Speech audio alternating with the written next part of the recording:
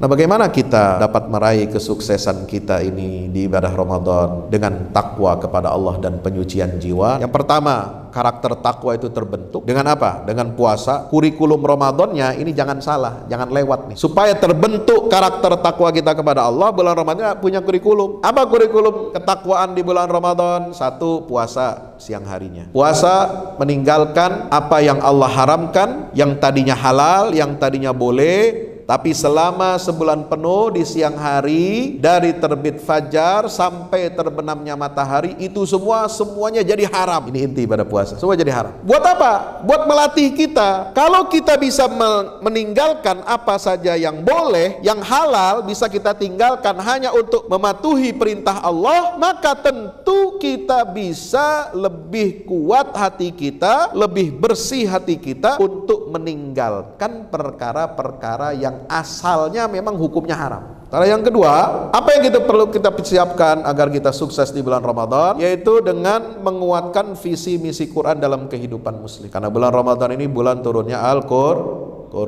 Ramadan ini karena bulan turunnya Al-Quran. Quran itu berfungsi untuk apa? Untuk memperbaiki kehidupan kita, menata kehidupan umat manusia ini supaya benar, supaya baik, supaya berkualitas, supaya mendapatkan kebaikan-kebaikan, ya, baik di dunia maupun di akhirat. Maka syariat Al-Quran ini harus kita patuhi. Kita harus mencontoh teladan daripada para sahabat Nabi SAW. Nah, ini harus kita hidupkan. Kalau kita menghormati turunnya Al-Quran di bulan Ramadan, lalu kita mensyukuri nikmat turunnya Quran itu dengan berpuasa Ramadan, ya harus kita ini patuh dan taat kepada aturan-aturan Al-Quran. Ini cara kita menyucikan jiwa.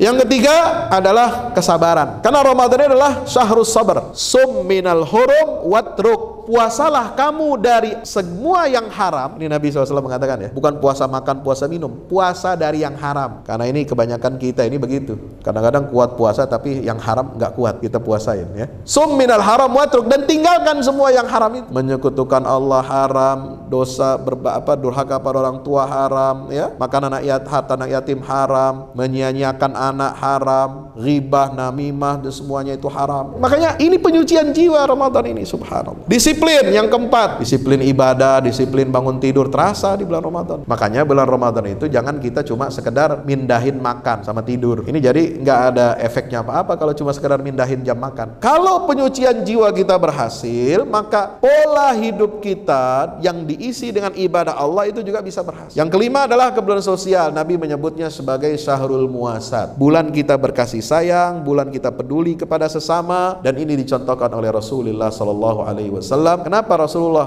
rajin berderma di bulan Ramadan? Kenapa? Karena beliau gembira setiap malam ditemani oleh malaikat Jibril untuk mengoreksi bacaan Qur'annya Rasulullah SAW. Maka itulah beliau rajin berderma. Dan terakhir, kurikulum kita ini adalah bagaimana supaya kita bisa menyucikan jiwa adalah kita berusaha semaksimal mungkin target kita untuk mendapatkan kemuliaan Lailatul Qadar.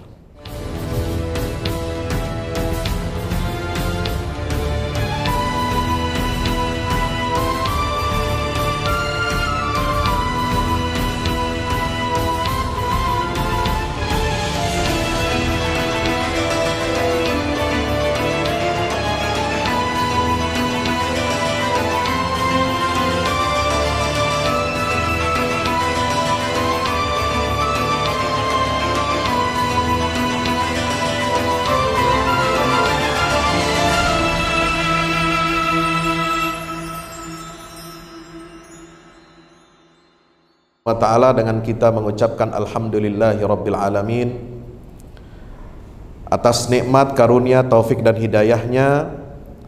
Alhamdulillah kita masih diberikan nikmat kesehatan, panjang umur, nikmat sehat walafiat.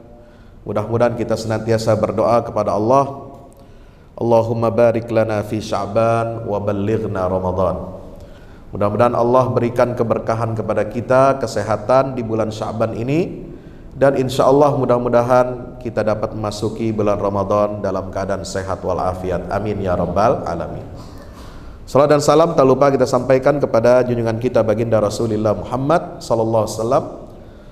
Semoga Allah memberikan rahmatnya, limpahan karunia-Nya kepada junjungan kita Rasulullah.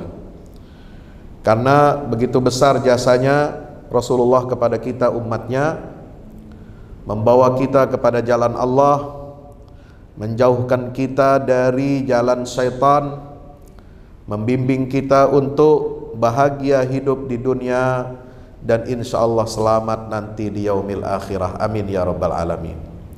Maka kita tak henti-hentinya bersalawat kepada baginda Rasulullah. Sekaligus dengan salawat ini kita berharap mendapatkan syafaatnya baginda Rasulullah sallallahu alaihi wasallam. Allahumma salli ala Muhammad wa ala ali Muhammad. Assalatu wassalamu alaika ya Rasulullah. Bagaimana caranya meraih sukses Ramadan? Dengan penyucian jiwa. Inilah tema kita pengajian Tarhib Ramadan yang diselenggarakan oleh Masjid At-Taqwa atau DKM At-Taqwa. Bapak Ibu yang dirahmati Allah Subhanahu wa taala, sebagai muqaddimah singkat bahwasanya bulan Ramadan ini adalah bulan penyucian jiwa. Ramadan ini adalah bulan peningkatan kualitas ruh kita. Kenapa demikian? Yang pertama, Allah Subhanahu wa ta'ala wajibkan kita berpuasa Ramadan ini untuk apa? Yang paling utama adalah untuk kita diingatkan oleh Allah Subhanahu wa ta'ala akan nikmat turunnya Al-Quran. Ya. Jadi sebelum, biasanya bapak-bapak, saudara-saudara, ibu ini tahu tujuan puasa Ramadan itu adalah la'allakum tattaqun, ya. Itu sudah biasa itu. Memang betul itu.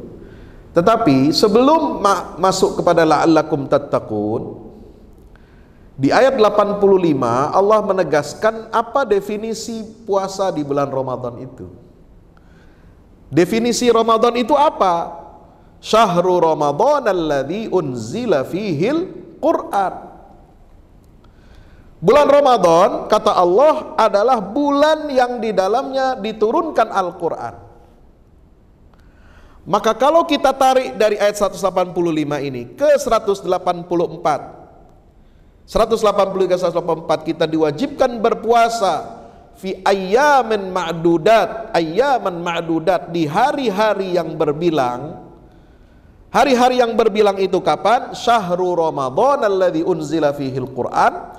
Maka kita akan ketemu dengan sebuah informasi yang sangat luar biasa yang Allah kabarkan di dalam Al-Quran ini. Kenapa kita berpuasa di bulan Ramadan itu? Karena tidak lain dan tidak bukan adalah dalam rangka mensyukuri nikmat turunnya Al-Quran. Jadi ini syukuran, Pak. Makanya kalau orang syukuran itu apa? Bergembira. Orang syukuran punya rumah baru, gembira tidak? Syukuran naik pangkat jabatan baru, promosi jabatan, gembira tidak? Gembira.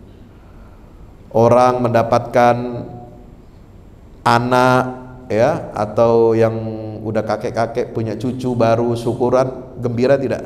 Gembira. Maka kita dengan datangnya bulan Ramadan, kita bergembira itu bukan untuk apa-apa. Apa tujuan kita bergembira di sini? Yaitu gembira dengan turunnya Al-Quran. Maka Allah wajibkan kita berpuasa sebulan penuh dalam rangka kita mensyukuri, memuliakan dan menghormati turunnya Al-Quran. Yang kedua, tolong catat baik-baik. Kenapa cara bersyukur kepada Allah? Ini ada di slide, ya. Silakan bisa dilihat di belakang. Saya nggak bisa menyambungkan. Kenapa kita bersyukur kepada Allah dengan turunnya Al-Quran itu dengan cara berpuasa? Kira-kira tasyakur kepada Allah, kalau kita bersyukur pada Allah, itu kan caranya bermacam-macam, ya. Ada orang syukur pada Allah, naik pangkat jabatan, dia undang anak yatim, dia sedekah. Betul? alhamdulillah. Punya rumah baru, punya kendaraan baru, dia tasyakur, dia bersyukur pada Allah, dia berbagi kepada fakir, miskin, dia undang anak-anak yatim. Kalau walimah perkawinan, sebaik-baik undangan itu bukan pejabat. Ya, supaya kita tidak kena peringatan dari Rasulullah, seburuk-buruk walimah adalah perkawinan. Kenapa? Karena yang diundang rata-rata orang kaya. Ya. Ini kata Nabi, syarrul walimah. Walimah, acara syukuran yang paling buruk adalah kalau yang diundang itu orang-orang kaya, pejabat-pejabat.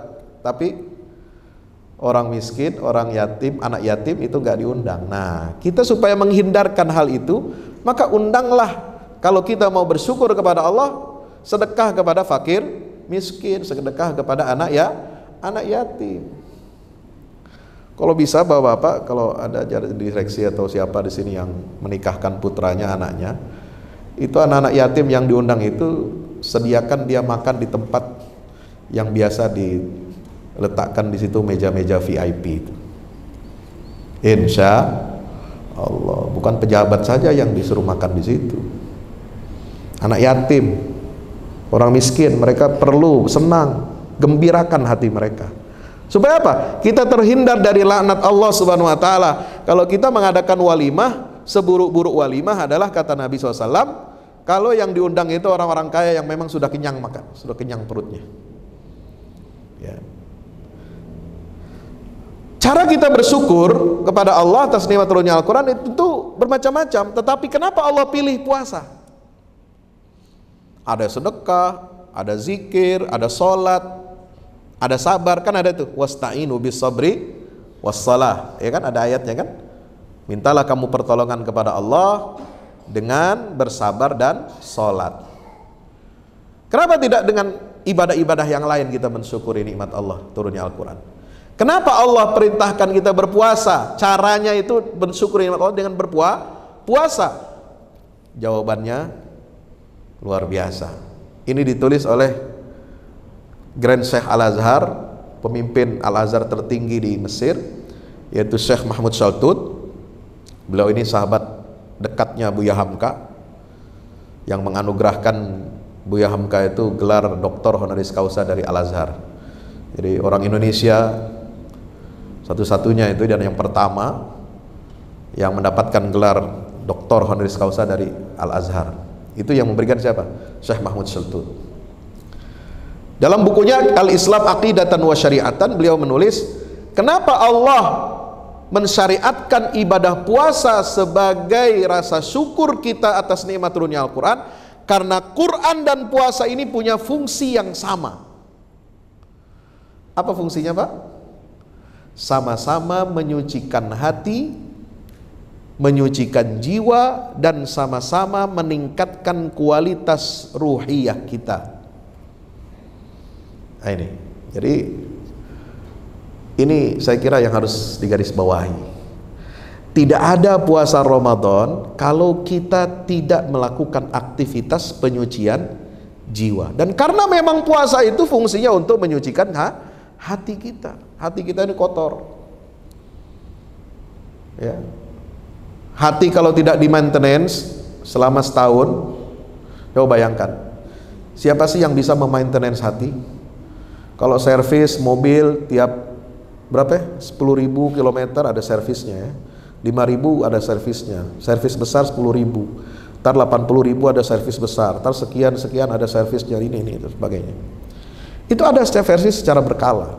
Maintenance. Kita punya peralatan macam-macam, terutama engineering, elektrik dan lain sebagainya juga ada maintenance-nya.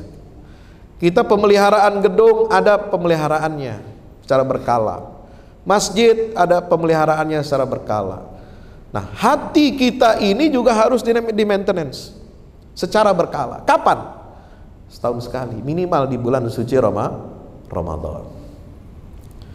Hadirin yang dimuliakan Allah Subhanahu wa taala, maka itu penyucian jiwa sebagai tujuan utama turunnya Al-Quran dan tujuan utama disyariatkannya ibadah puasa di bulan Ramadan dalam rangka kita mensyukuri nikmat turunnya Al-Quran, itulah yang melatar belakangi firman Allah Subhanahu wa ta'ala, ya ayyuhalladzina amanu kutiba alaikumus syiyam kama kutiba alal ladzina min qablikum la'allakum tattaqun.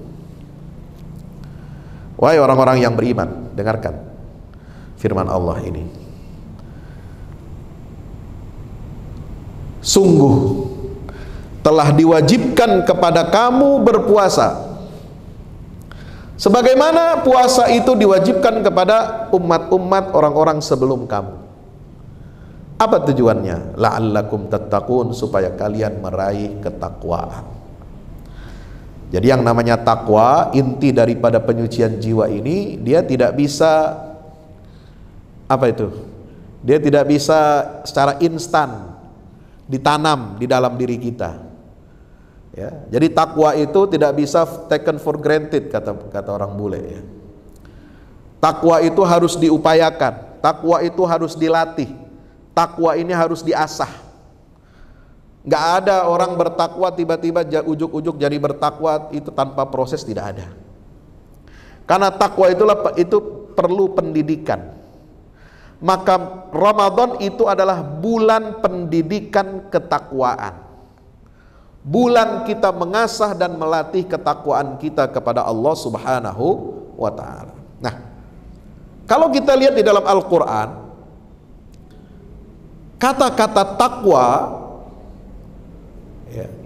yang menggunakan kata at-taqwa di dalam Quran itu ada 9 ayat. 6 ini diantaranya yang sangat menarik ya. Pertama untuk haji, wa tazawwadu fa inna khairaz zadi taqwa. Bekal haji yang paling utama adalah ketakwaan. Jadi takwa itu inti agama. Yes, puasa untuk bertakwa, haji untuk bertakwa. Yang kedua ada ta'awun alal birri wat taqwa. Kerjasama kita dalam bermuamalah sosial, apakah dengan sesama muslim, apakah dengan non muslim, itu harus berlandaskan spirit kebajikan dan ketakwaan kepada Allah. Artinya apa? Kerjasama muamalah duniawiyah kita bahkan dengan non muslim itu tidak boleh keluar atau tidak boleh melanggar norma-norma ketakwaan. Harus terikat dengan ikatan syariat. Yang ketiga ada yang disebut dengan surat Al-A'raf ayat 26 itu libasut taqwa, pakaian takwa yang menutup aurat kita. Jadi pakaian itu cara kita untuk bertakwa kepada Allah, Pak. Jadi kalau ada laki-laki muslim tidak menutup auratnya, nah itu berarti dia tidak bertakwa. Kalau ada perempuan-perempuan muslimah pakaiannya, bajunya tidak menutup auratnya dengan sempurna, berarti dia belum bertakwa, karena takwa itu ada pakaiannya. Pakaian takwa itulah yang menutupi auratnya dengan sempurna. Jadi dimensi takwa ini luas. Haji, takwa. Muamalah duniawiyah dengan muslim maupun non muslim harus berlandaskan takwa. Baju saja, pakaian, ukurannya itu dengan apa? Ketakwaan kita kepada Allah. Jadi cara kita memakai baju, menutup aurat itu tanda indikator ketakwaan kita kepada Allah, Pak. Jangan main-main. Ya. Yang keempat ada yang disebut dengan masjid takwa. Nah, ini nama masjidnya apa? At-Taqwa. Surat At-Taubah 108. La masjidun ussisa 'ala taqwa min awwali yaumin ahaqqu an taquma fihi rijalun yuhibbuna ayyatatahharu. Mendirikan masjid itu harus di atas bangunan pondasi apa? Takwa kepada Allah Subhanahu wa ta'ala. Yang kelima ada masalah korban, daging korban. Salah kalau ada orang mengira kita berkorban, motong hewan korban, menyembelih hewan korban, darahnya, dagingnya itu diberikan kepada Allah. Enggak. Allah enggak makan, Pak. Huwa yut'im wala yut'am. Itu di surat Al-An'am mengatakan Allah itu dia yang memberi makan kamu, makhluk-makhluknya. Dia tidak diberi makan. Jadi ketika kita berkorban atas nama Allah, bismillahirrahmanirrahim, potong mbek, potong sapi itu ya, itu daging dan darahnya bukan untuk Allah. Keliru, itu orang jahiliyah menganggapnya begitu. Makanya apa? Dulu di zaman jahiliyah orang berkorban setelah disembelih hewan itu dionggokin aja tuh begitu dagingnya. Darahnya diusapin kemana? Ke berhala-berhala supaya sampai katanya kepada Tuhan. Dagingnya dibiarkan di situ jadi sesajen. Padahal coba kalau dikasih makan buat orang, kan berkah ya. Makanya Al-Quran mengatakan apa? La yanalallaha luhumuha wala dima'uha walakin yanaluhu taqwa minkum. Yang sampai kepada Allah bukan daging dan darah daripada hewan yang disembelih itu, tapi yang sampai kepada Allah adalah nilai ketakwaan kalian, kepatuhan kalian kepada Allah Subhanahu wa ta'ala. Ya, makanya dulu ada sengaja orang ya membuat keramat-keramat dibikin supaya orang bikin sesajen. Ternyata sesajennya itu diambil dimakanin sama orang-orang di sekitar situ. Ya, pinter juga itu. Ya. Jadi yang namanya sesajen itu bukan sakral, tidak sakral dia. Karena dia Tuhan itu tidak perlu diberi makan. Ya. Dan Islam ini mengubah semua konsepsi kita tentang Allah, tentang ketakwaan, bagaimana kita mendekatkan diri kita kepada Allah Subhanahu. Allah tidak bisa didekati dengan memberikan sesajen, dengan memberikan daging, dengan mengalirkan darah, tetapi Allah hanya bisa didekati dengan apa? Dengan nilai ketakwaan kita, yaitu kepatuhan kita menjalankan apa yang diperintahkan oleh Allah dan menjauhi apa yang dilarang oleh Allah Subhanahu. Salah satunya adalah ibadah puasa. Hadirin ma'asyiral muslimin dirahmati Allah. Demikian pula kalau kita lihat ayat la'allakum tattaqun. Ini la'allakum tattaqun ini banyak derivasi dalam Al-Qur'an. Jadi inti penyucian jiwa itu adalah supaya kamu bertakwa. Bertakwa dalam Quran ini apa konteksnya? Bukan hanya puasa. Beribadah dalam semua dimensinya, semua bentuknya, mau yang ibadah mahdhah maupun yang ibadah sosial, ibadah kerja-kerja kemanusiaan, ibadah kita mencari nafkah, ibadah kita membangun keluarga, mendidik anak yang saleh, ibadah ketika kita memimpin umat, memimpin negara, memimpin bangsa, institusi, lembaga, memimpin ekonomi supaya diridhai oleh Allah Subhanahu wa taala, itu juga bagian dari ibadah. Makanya Allah mengatakan apa? Ya ayuhan nasu ubudu rabbakumul ladzi khalaqakum walladzina min qablikum la'allakum tattaqun. Nah, itu supaya kamu bertakwa, sembahlah Allah dalam seluruh aktivitas kamu. La'allakum tattaqun juga digunakan untuk apa? Allah menyebutkan tentang hikmah dari adanya qisas. Walakum fil qisasi hayatun ya ulil albab. Karena sama-sama apa? Menyucikan jiwa. Puasa itu. Jadi kalau kita bicara tentang la'allakum tattaqun, kita tidak boleh memisah-misahkan, oh ini takwa, ini hanya puasa saja. Ya, padahal dalam Al-Quran dimensi ketakwaan itu sangat luas. Ibadah secara umum adalah untuk meraih ketakwaan. Menegakkan hukum Allah secara qisas itu adalah untuk meraih ketakwaan. Kemudian kita mengikuti jalan agama Islam, wa anna hadza sirati mustaqiman fattabi'u, dalam surat Al-An'am ayat 153, itu adalah jalan ketakwaan kita kepada Allah, termasuk seluruh dakwahnya para nabi dan rasul adalah mengajak umatnya untuk bertakwa kepada Allah. Ya. Nabi Nuh, Nabi Soleh, Nabi Hud, ya, Nabi Lut, Nabi Syuaib, itu ada kata-katanya diabadikan dalam Al-Quran. Idz qala lahum akhuhum Nuhun ala tattaqun. Jadi mengajak orang untuk bertakwa kepada Allah. Jadi luar biasa ini. Jadi simpul ketakwaan yang menjadi inti dan target utama dari tujuan ibadah puasa itu adalah dakwahnya seluruh nabi dan rasul. Nah, bagaimana kita dapat meraih kesuksesan kita ini di ibadah Ramadan dengan takwa kepada Allah dan penyucian jiwa? Nah, inilah yang kita bahas bersama-sama pada kesempatan Tarhib Ramadan kali ini. Bapak Ibu yang dirahmati Allah Subhanahu wa taala, untuk mencapai derajat takwa sebagaimana yang menjadi tujuan utama ibadah Ramadan tentu ada panduan-panduannya, ada step-stepnya, ada tahap-tahapnya. Bisa dilihat di slide nomor 10, Mas. Itu yang saya sebut di sini, bagaimana tujuan utama dari ibadah Ramadan itu harus membentuk 6 hal. Ya, yang pertama, karakter takwa itu terbentuk. Ya, dengan apa? Dengan puasa. Nah, kurikulum Ramadannya ini jangan salah, jangan lewat nih. Supaya terbentuk karakter takwa kita kepada Allah, bulan Ramadan punya kurikulum. Apa kurikulum ketakwaan di bulan Ramadan? 1, puasa siang harinya. Ya, tsumma atimmus siyama ilal lail. Ya, wala tubashiruhunna wa antum akifuna fil masajid. Puasa siang hari. Puasa meninggalkan apa yang Allah haramkan, yang tadinya halal, yang tadinya boleh, tapi selama sebulan penuh di siang hari, dari terbit fajar sampai terbenamnya matahari, itu semuanya jadi haram.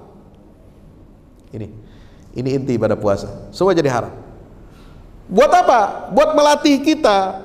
Kalau kita bisa meninggalkan apa saja yang boleh, yang halal bisa kita tinggalkan hanya untuk mematuhi perintah Allah, maka tentu kita bisa lebih kuat hati kita, lebih bersih hati kita untuk meninggalkan perkara-perkara yang asalnya memang hukumnya haram. Paham gak sampai sini? Ya, makan minum halal gak? Siang hari halal dong, ya gak? Hubungan intim suami istri halal gak? Siang hari. Ya, ente mau jam berapa aja halal, asal ada waktunya. Kalau jam kerja ya nggak mungkin ya. Itu halal semua, Pak. Ya, dengan istri, dengan suami. Ya. Tapi ini semua menjadi haram siang hari itu sebulan penuh. Ini kan latihan. Kalau kita bisa tinggalkan hal-hal yang boleh, yang halal itu selama sebulan penuh untuk meraih keridhaan Allah supaya kita bertakwa kepada Allah, maka dengan latihan meninggalkan yang halal itu, kita tentunya harus lebih bisa meninggalkan apa saja yang memang asalnya sudah diharamkan oleh Allah Subhanahu wa taala. Ya kan? Apa? Syirik haram tidak? Haram. Riba haram tidak? Haram, asalnya hukumnya. Makan harta anak yatim haram. Kemudian apa? Durhaka sama orang tua haram tidak? Haram. Termasuk durhaka sama anak. Loh, kok emang ada Pak Ustadz durhaka sama anak? Ya adalah. Sebagaimana kita durhaka kepada orang tua itu bisa durhaka kepada anak. Bagaimana bentuk durhaka orang tua kepada anak? Nggak kasih pendidikan anak dengan agama yang baik. Nggak kasih buat calon anak kita ibu atau suami atau istri, ya, yang akan menjadi calon bapak dan calon ibunya dengan karakter yang baik sebagaimana yang diatur oleh syariat Islam. Itu durhaka kita. Makanya Nabi wanti-wanti itu kepada jomblowan-jomblowati, ya, jomblo-jomblo sakinah itu wanti-wantinya apa? Kepada kita pesan dari Rasulullah SAW, kalau datang kepada kamu orang tua, ya, laki-laki yang kalian ridhoi agama dan akhlaknya, maka terimalah lamarannya, pinangannya. Ya, jadi disuruh terima itu. Jadi apa syaratnya? Yang kamu ridhoi akhlak dan agama. Man tardawna dinahu wa khuluquhu. Ya, yang kamu relakan, kamu terima agama dan akhlaknya. Bukan yang kamu terima dan ridhoi, ya, apa? Jabatannya, pekerjaannya atau saldonya. Ya. Karena syarat orang menikah ini kadang-kadang yang ditanya oleh calon mertua itu pertama itu urusan saldo. Ya. Syaratnya sama itu dengan pengumuman di jalan tol. Ya. Ya. Pastikan saldo Anda cukup. Kalau nggak cukup jangan coba-coba lewat jalan tol. Ya, sama dengan mau menikah, mau kawin, apalagi kalau mau nikah lagi, Pak, ya. Ya, mau nikah lagi itu juga sama syaratnya, harus pastikan saldonya cukup. Kalau nggak cukup jangan coba-coba. Itu Nabi nggak bicarakan itu. Nabi menyebutkan man tardawna dinahu wa khuluquhu, yang kau ridhoi agama dan akhlaknya si laki-laki yang melamar anak perempuan kamu ini. Itulah kenapa Rasulullah ketika Umar bin Khattab ketika datang seorang ayah, ya, yang mengeluhkan anaknya yang durhaka, yang nggak bandel gitu ya, malah Umar bin Khattab ini memarahi si bapak itu.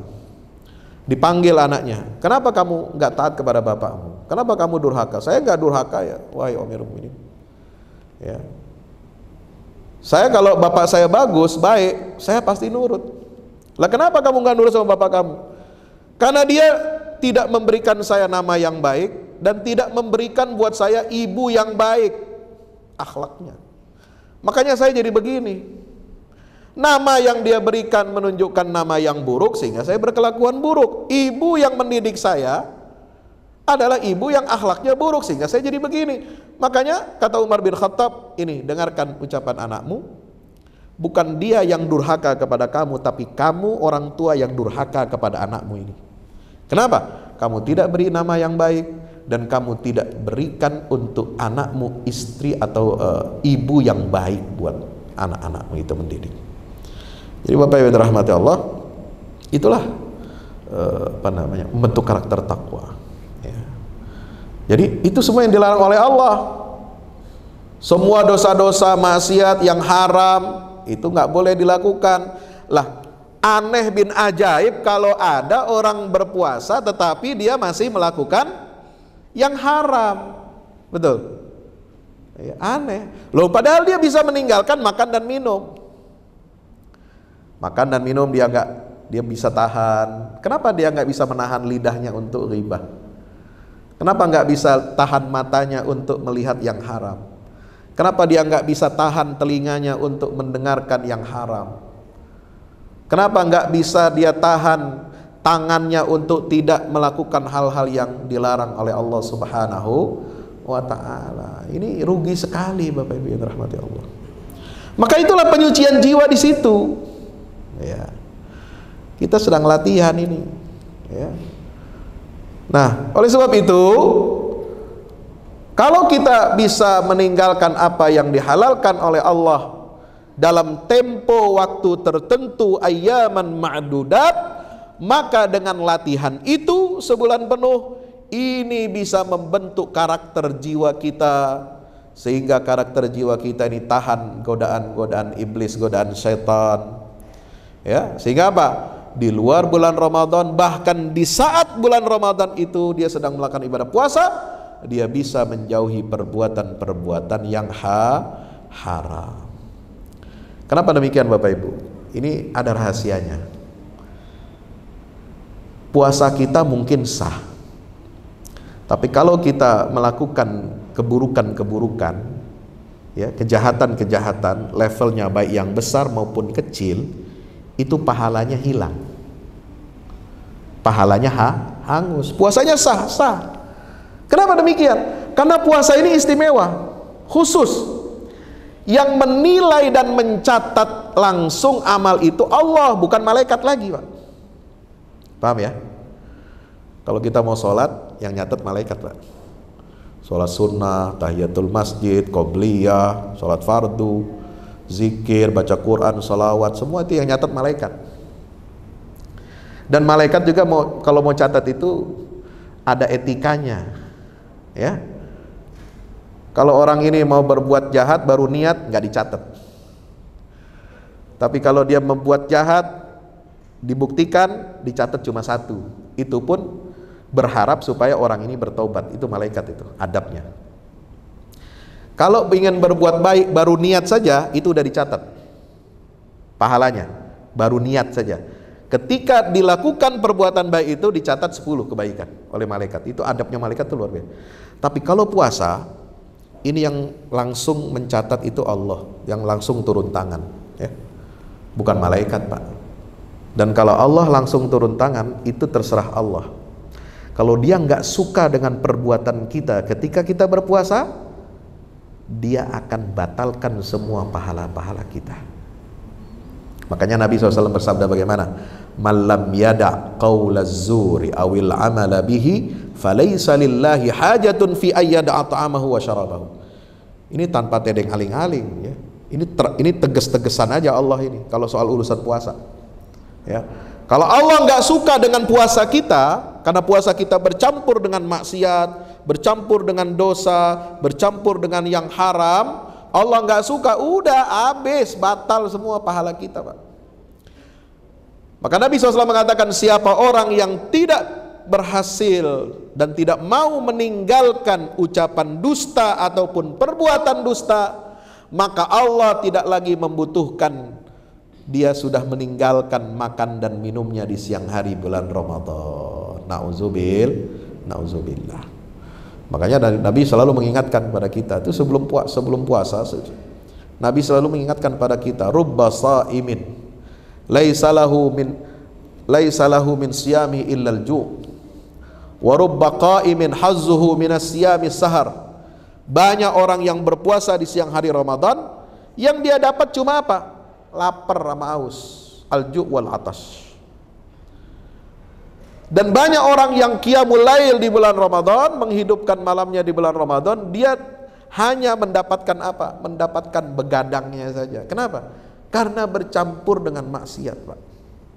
Ayo, sucikan hati kita, bersihkan diri kita, persiapkan diri kita, agar nanti ketika hari H pelaksanaannya, ya, jangan sampai ada kehendak hati kita, bisikan hati kita sedikit pun untuk mendekati perbuatan yang dilarang, yang diharamkan oleh Allah Subhanahu. Karena nanti Bapak Ibu nggak bisa nanti bikin alibi, bikin alasan. Oh itu setan Pak Ustadz. Nggak, setan udah dibelenggu. Ya. Idza jaa Ramadan futtihat abwabul jannah wa ghulliqat abwabun nar wa sufidatis syayatin. Kalau tiba datang saatnya bulan Ramadan, maka pintu-pintu surga dibuka lebar-lebar oleh Allah. Ini kata Nabi SAW.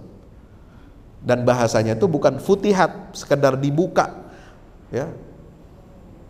Tapi futihat, sengaja dibuka, dan dibukanya itu lebar-lebar. Kalau kita buka pintu, kadang sekedar buka, ya, sekedar ya kita bisa masuk lalu tutup lagi, itu futihat namanya.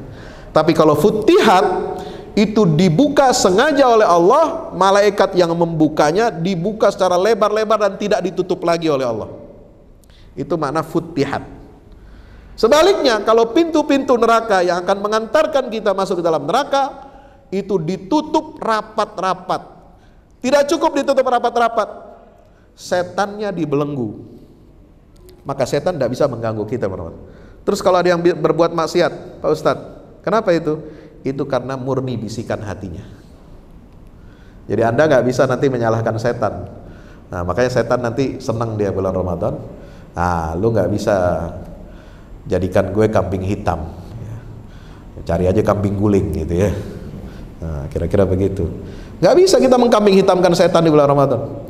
Kalau kita melakukan maksiat itu murni dari hati kita yang kotor, berarti puasa kita belum berhasil. Nauzubillah min dzalik. Hadirin rahmati Allah Subhanahu wa taala. Yang kedua, apa yang perlu kita persiapkan agar kita sukses di bulan Ramadan? Yaitu dengan menguatkan visi misi Quran dalam kehidupan muslim.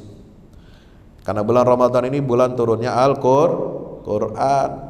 Ramadan ini karena bulan turunnya Al-Quran. Quran itu berfungsi untuk apa? Untuk memperbaiki kehidupan kita, menata kehidupan umat manusia ini supaya benar, supaya baik, supaya berkualitas, supaya mendapatkan kebaikan-kebaikan, ya, baik di dunia maupun di akhirat.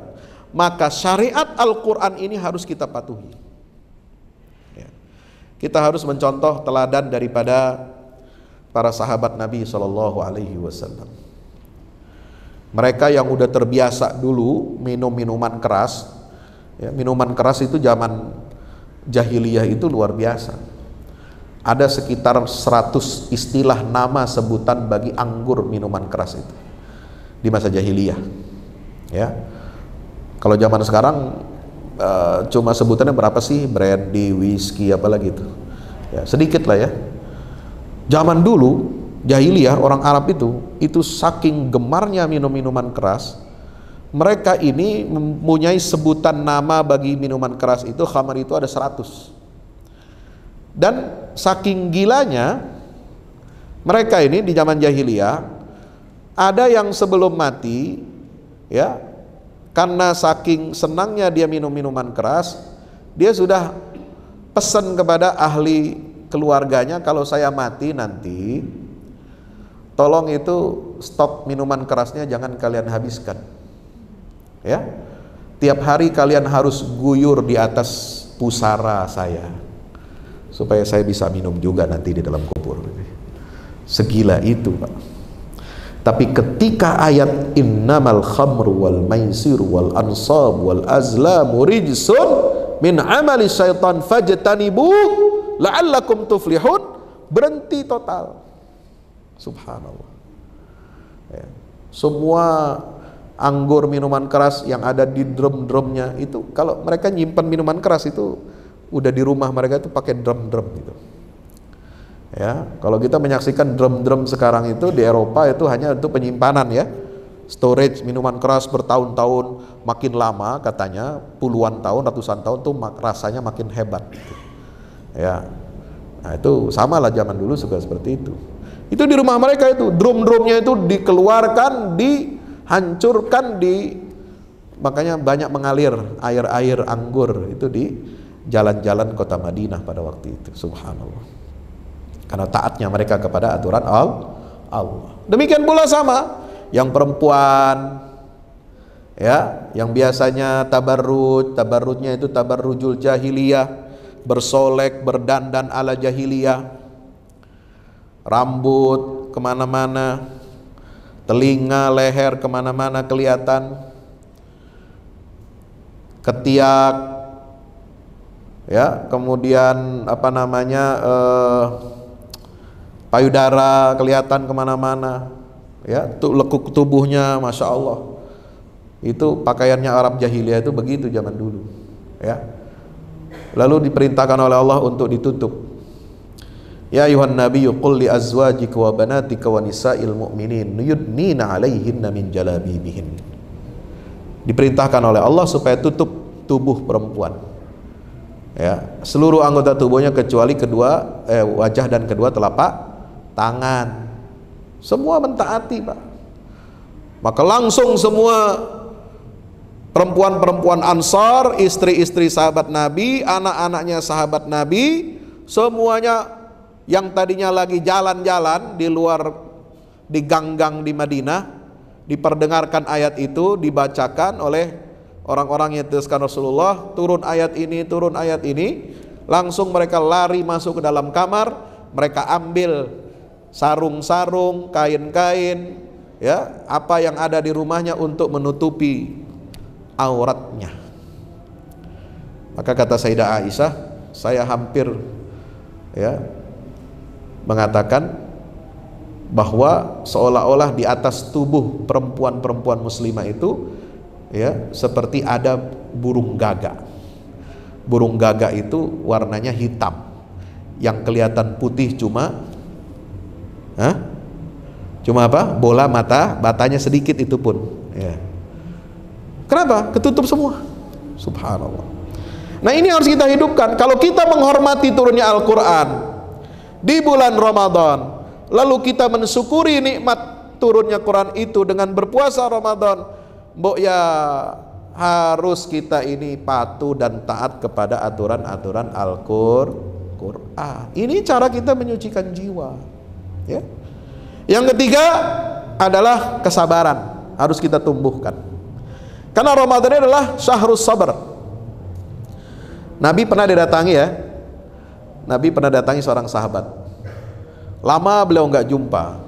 Sebelumnya sahabat ini orangnya ya penampilannya necis, bagus, wangi, badannya bagus, atletis ya. segar bugar gitu ya. Tapi setelah beberapa tahun nggak jumpa Rasul, orang ini datang kepada Nabi, menghadap sowan kepada Rasulullah dalam keadaan penampilan yang tidak sama seperti dia dulu pertama kali ketemu Rasulullah. Lalu ditanya, apa yang menyebabkan kau berubah ini penampilanmu? Sekarang kok kamu jadi ceking, kumal, bau, dekil gitu ya? Apa jawabannya? Saya banyak puasa ya Rasulullah. Nah, banyak puasa. Nabi senyum. Kamu itu nggak perlu menyakiti diri, nggak perlu menyusahkan diri untuk mendapatkan pahala yang banyak, ibadah yang banyak, takwa yang banyak. Tidak harus dengan cara berpuasa terus setiap hari. Kata Nabi, cukup begini, kalau kamu mau puasa, sum syahras sabri wa yauman ba'da Ramadan. Cukup kamu puasa pada bulan kesabaran, yaitu Ramadan. Jadi Nabi menyebut Ramadan apa? Bulan kesabaran, bulannya sabar Ramadan itu. Dan 1 hari setelah Ramadan di bulan lain. Cukup. Enggak ya Rasulullah, saya mau tambah, masih kuat. Sum syahras sabri Ramadan wa yaumaini ba'da Ramadan. Tambah 2 hari setelah Ramadan setiap bulan. Masih kuat ya Rasulullah, tambahin lagi. Sum syahras sabri Ramadan wa thalathata ayyam ba'da Ramadan. Puasa kamu bulan Ramadan, dan di luar Ramadan cukup maksimal 3 hari kamu puasa di bulan yang lain. Ya, kata Nabi SAW, itu sudah cukup. Mau minta tambah lagi? Enggak bisa. Enggak ada lagi puasa. Makanya puasa sunnah itu selain puasa Daud ya, yang maksimal itu puasa 3 hari pertengahan setiap bulan Qomariyah. Seperti sekarang nih, Senin, Selasa, Rabu, 13, 14, 15 Sya'ban, insya Allah. Itu udah maksimal. Jadi kalau kamu ingin di luar bulan Ramadan seperti halnya di bulan Ramadan, minimal puasalah 3 hari seperti itu setiap bulan di luar bulan Ramadan ya. Kalau kamu merasa nggak cukup, apa nasihat dari Rasulullah? Sum minal hurum watruk. Puasalah kamu dari semua yang haram ya. Ini Nabi SAW mengatakan ya, bukan puasa makan, puasa minum, puasa dari yang haram. Karena ini kebanyakan kita ini begitu ya. Kadang-kadang kuat puasa tapi yang haram nggak kuat kita puasain ya. Sum minal haram watruk, dan tinggalkan semua yang haram itu ya. Riba haram, menyekutukan Allah haram, dosa durhaka pada orang tua haram ya, makan harta anak yatim haram, menyia-nyiakan anak haram ya, ghibah, namimah, dan semuanya itu haram ya. Ini kita harus tinggalkan. Korupsi haram ya, apalagi ngemplang pajak haram, sekarang lagi rame ini ya. Ya, menggelapkan pajak ya, dan lain sebagainya. Atau punya harta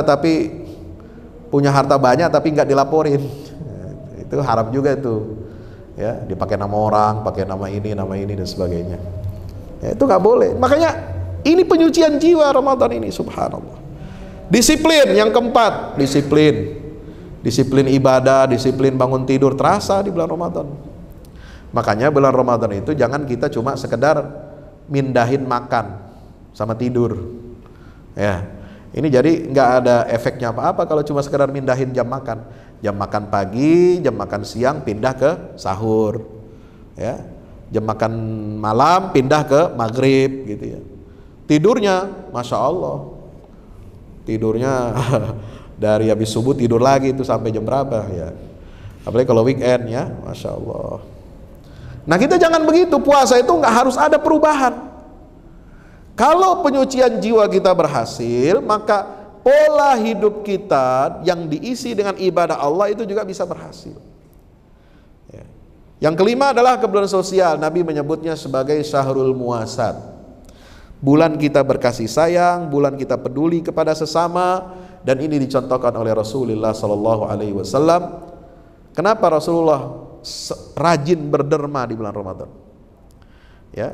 Minimal kita nanti ada program sedekah harian Insya Allah. Selain sedekah untuk beri makan orang buka puasa, nanti saya buatkan jadwal harian di bawah, tinggal diisi di masing-masing ya. Itu harus ya. Karena bulan puasa ini bulan kepedulian kita, bulan kita berderma. Itu dicontohkan Nabi SAW dalam hadis riwayat Aisyah radhiyallahu anha, kana Nabi SAW ajwadan nas wa kana ajwada ma yakunu fi Ramadan hina yalqahu Jibril fayudarisuhul Quran wa dzalika kulla lailah. Nabi itu orang yang paling dermawan, dan ketika masuk bulan Ramadan lebih dermawannya berkali-kali lipat.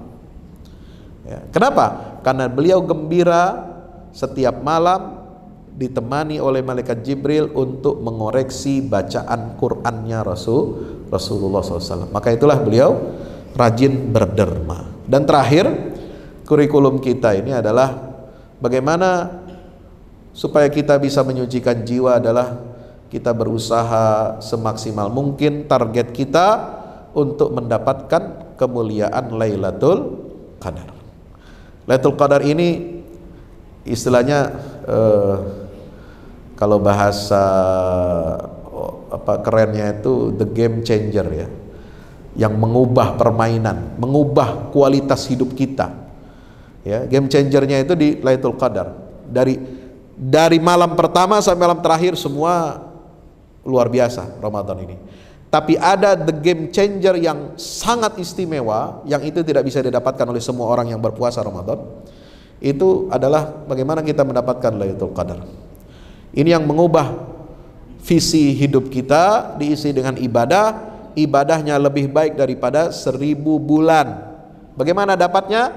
Hanya orang yang lolos dan lulus dari ujian-ujian Ramadan, dia memenuhi kurikulum Ramadan dengan kesabaran dan kedisiplinan yang tinggi, dan insya Allah di malam Lailatul Qadar, apakah malam 21, 23, 25, 27, 29 ya, ketika dia beribadah dengan imanan wahtisaban, maka orang tersebut dan kita berharap termasuk dari golongan orang-orang yang mendapatkan kemuliaan Lailatul Qadar. Amin ya rabbal alamin. Saya kira itu yang dapat saya sampaikan karena waktu kita terbatas ya. Nanti bisa diisi ini Bapak-bapak dan Ibu-ibu jamaah sekalian. Saya buatkan kolom jadwal harian Ramadannya. Harus ada kurikulumnya nih sampai hari raya Idul Fitri. Mulai dari setiap hari 1 juz Quran ya. Harus ada checklistnya dan betul-betul diisi ya checklistnya ya. Jangan ngisi checklist 1 juz tapi isinya setengah juz gitu dibacanya, atau cuma 2 lembar gitu ya. Ada sedekah harian, ada tarawih berjamaah ya, ada kajian ilmu juga. Kita harus berupaya untuk hadir, apakah di kantor ketika jam kerja atau ketika hari libur kita bisa mengisi kegiatan misalnya secara online ataupun offline. Kajian ilmu ini untuk meningkatkan ketakwaan. Ilmu tentang takwa itu penting. Qiyamul Lail harus ada tambahan selain tarawih. Kemudian taftir. Taftir itu apa? Memberi makan orang berbuka puasa, ya. Kemudian itikaf 10 hari malam terakhir Ramadan. Zakat fitrah jangan lupa di akhir-akhir Ramadan. Dan yang terakhir adalah silaturahim Idul Fitri. Jangan kita sudah lulus dari puasa Ramadan, di Idul Fitri malah kita berbuat dosa, terutama ketika silaturahim. Hati-hati. Silaturahim Idul Fitri ini jangan kita nodai dengan apa? Perbuatan haram, perbuatan maksiat. Contoh, nyakitin hati orang. Silaturahim Idul Fitri mestinya mendekatkan kita kepada Allah, tambah kita bertakwa, tapi malah nyakitin hati orang. Kadang-kadang di Idul Fitri, makanya kenapa orang segen ya silaturahim lebaran sama tetangga, apalagi sama ipar. Kenapa? Karena takut dengan pertanyaan-pertanyaan yang tidak perlu. Kapan kawin? Kapan punya anak? Ya, ini atau kerja di mana sekarang? Ya, itu selalu jadi apa? Bulian. Jadi, hari lebaran kok membuli orang tuh nggak boleh, ya, nggak baik.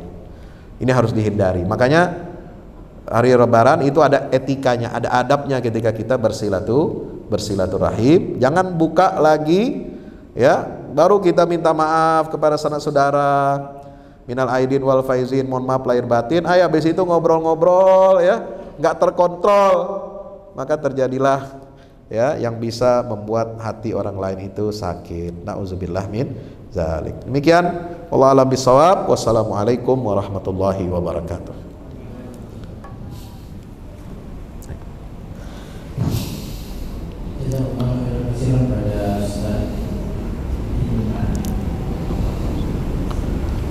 Atas Ustaz Fahmi, maaf atas materi yang sudah diberikan kepada kita semua.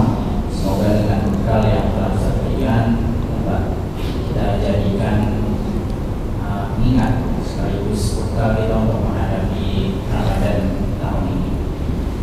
Mungkin itu jemaah sekalian yang sebelum kita tutup alhamdulillah kita berdoa kiranya Ustaz berkenan mengirim doa untuk pada kajian di siang hari ini. Adanya silakan.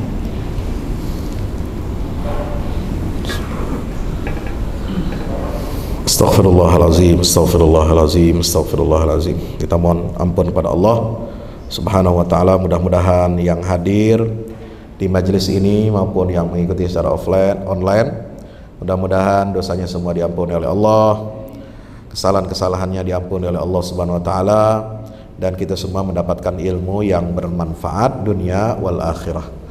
Ala hadhihi niyyah wa kullu niyatin shalihah. Al-Fatihah. Bismillahirrahmanirrahim. Alhamdulillahirabbil alamin arrahmanir rahim maliki yaumiddin iyyaka na'budu wa iyyaka nasta'in. Shiratal ladzina an'amta 'alaihim ghairil maghdubi 'alaihim waladdallin. Alhamdulillahirabbil alamin. Hamdan yuwafi ni'amahu yukafi mazidah. Rabbana lakal hamdu wa lakal syukru kama yanbaghi li jalali wajhika wa 'azimi sultanik. Allahumma shalli ala Muhammad wa ala alihi wa sahbihi wa barik wa sallim ajma'in. Allahumma ighfir lil muslimin wal muslimat wal mu'minin wal mu'minat al ahya'i minhum wal amwat. Rabbana ighfir lana dhunubana wa kaffir 'anna sayyi'atina wa tawaffana ma'al abrar. Allahumma barik lana fi Sya'ban wa ballighna syahr Ramadan. وبلغنا شهر رمضان وبلغنا شهر رمضان. اللهم آت نفوسنا تقواها وزكها أنت خير من زكاها فإنك يا ربنا أنت وليها مولاها. Ya Allah, Tuhan kami, ampunilah dosa-dosa kami, dosa-dosa orang tua kami, guru-guru kami, mertua-mertua kami, anak istri keluarga kami. Ya Allah, ampunilah dosa-dosa kami, ya baik yang sengaja maupun yang tidak sengaja. Ya Allah, bersihkanlah hati kami, sucikanlah hati kami dalam rangka menyambut datangnya bulan suci Ramadan, ya Rabbal Alamin. Ya Allah, Tuhan kami, berikanlah kami kesehatan, taufik, hidayah, panjang umur, sehat dalam taat kepada Allah dan Rasulnya, sehingga kami dapat melaksanakan ibadah Ramadan ini dengan sebaik-baiknya. Ya Allah, jadikanlah Ramadan ini sebagai Ramadan yang terbaik bagi kami. Ya Allah, jauhkan kami dari perbuatan yang haram, kuatkan hati kami dari perbuatan-perbuatan yang tidak Engkau ridhai. Ya Allah, ya Rabbana ya Karim, ya Rabbana ya Karim, ya Rabbana ya Karim, jadikanlah Ramadan sebagai penyucian bagi hati kami. Ya Allah, ya Allah, ya Rabbana ya Karim, jadikanlah Ramadan sebagai pembersihan bagi hati dan jiwa kami. Ya Allah, ya Allah, ya Rabbal Alamin, jadikanlah Quran sebagai pelipur bagi hati kami. Ya Allah, jadikanlah Al-Quran sebagai petunjuk jalan hidup bagi kami. Ya Allah, jadikanlah Al-Quran sebagai pedoman, sebagai kurikulum bagi kehidupan kami. Ya Allah, ya Allah, ya Rabbal Alamin, jadikanlah anak cucu kami, keluarga kami menjadi keluarga yang saleh dan salihah, alim dan alimah, mujahid dan mujahidah fi sabilillah. Ya Rabbana ya Karim, jadikanlah kami orang-orang tua yang pantas untuk diteladani anak-anak kami. Ya Allah, kumpulkan kami bersama anak kami, orang tua kami, saudara-saudara kami, suami dan istri kami, berkumpul nanti di dalam surgamu. Ya Allah, fi jannati adan, di dalam surga-surga adan. Ya Allah, Rabbana taqabbal minna innaka antas samiul alim wa tub alaina innaka antat tawwabur rahim. Wa akhiru da'wana anil hamdulillahi rabbil alamin. Taqabbalallahu minna minkum ya Karim, taqabbal. Assalamualaikum warahmatullahi wabarakatuh.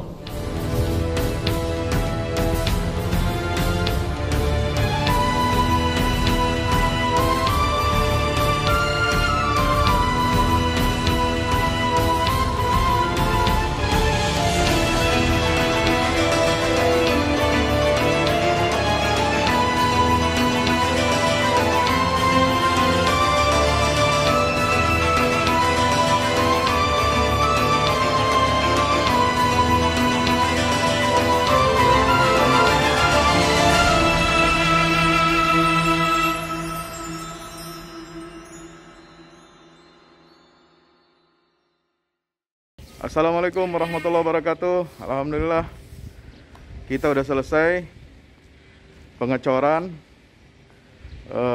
rooftop ya. Itu apa? Tangga buat ke bawah. Yang ini di atas buat toren 2 biji. Ini semua udah dikeliling tembok. Ya, ini untuk lantai paling atas buat futsal, buat jemuran, buat apa, tanaman hidroponik juga ntar insya Allah. Ya, terus support ya teman-teman. Alhamdulillah terus selesai pengecorannya semuanya.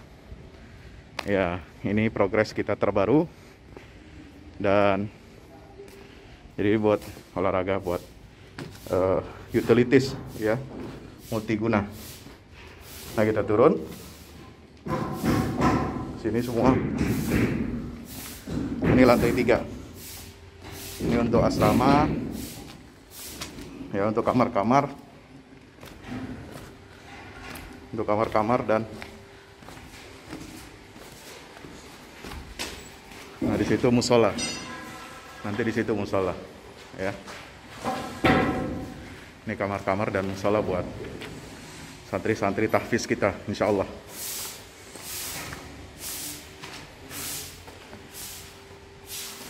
Nah, ini lantai 2 kita turun.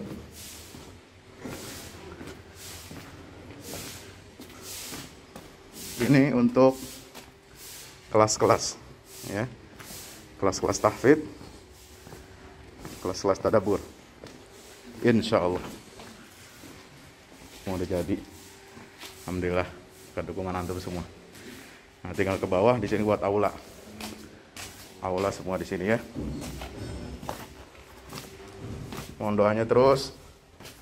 Mudah-mudahan berkah. Mudah-mudahan cepat jadi finishing. Kira-kira finishingnya ini butuh 1,5 M lagi ya. Mudah-mudahan. Al-Fatihah.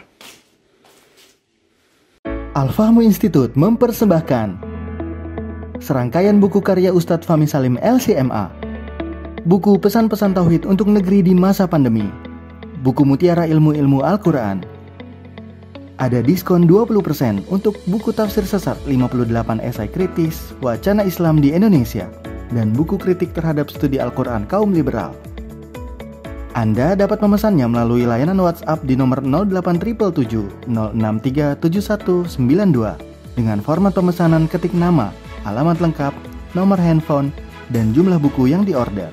Ongkos kirim di luar harga buku dan menyesuaikan wilayah dengan paket standar. Lampirkan juga bukti transfer Anda ke rekening BNI Syariah di 0631 748573. Tunggu apa lagi? Pesan sekarang.